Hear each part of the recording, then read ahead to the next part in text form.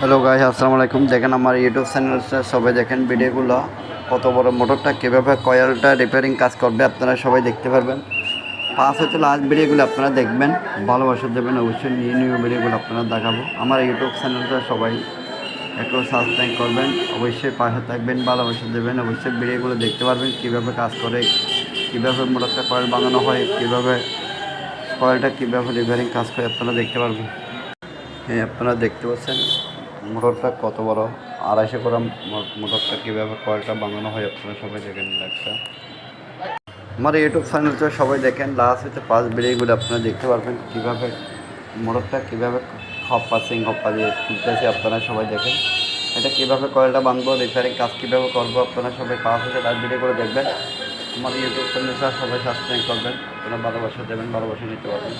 সবাই ভিডিওগুলো দেখবেন যে কীভাবে মোটরটা কয়েলটা রিপেয়ারিং কাজ করে আপনারা সবাই দেখবেন।